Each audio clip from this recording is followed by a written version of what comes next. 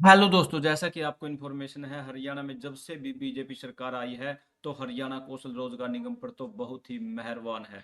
जी हाँ दोस्तों, होना भी जायज है क्योंकि दोस्तों हरियाणा कौशल रोजगार निगम वाकई में बीजेपी ही नहीं शुरू किया है। लेकिन आज देख लेते हैं कौशल रोजगार निगम खुशखबरी।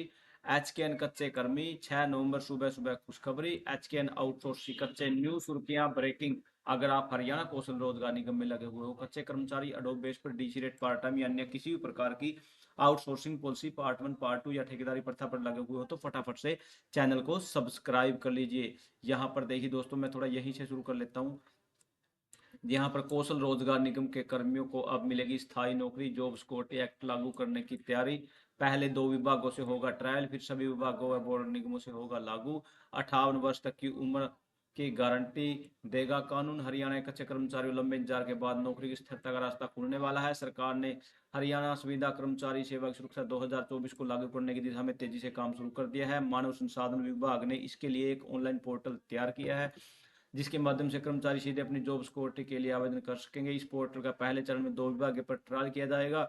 सफल परीक्षण के बाद इसे सभी सरकारी विभागों, बोर्ड और निगमों पर लागू किया जाएगा। इस नए कानून से राज्य के करीब 1,20,000 कर्मचारियों को जॉब मिलेगी।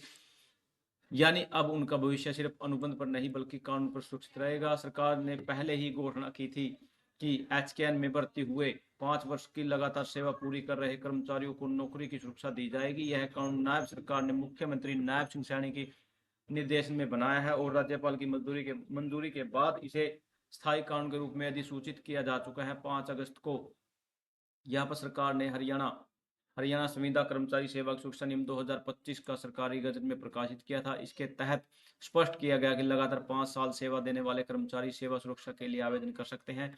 अब आवेदन प्रक्रिया पूरी केंद्रीकृत और डिजिटल होगी। सभी आवेदन जांच अनुमोदन ऑनलाइन किए जाएंगे। इससे पारदर्शिता बढ़ेगी। राजनीति की आपसी दबाव की गुंजाइशें खत्म हो जाएंगी। यहाँ पर नीचे देख लेते हैं।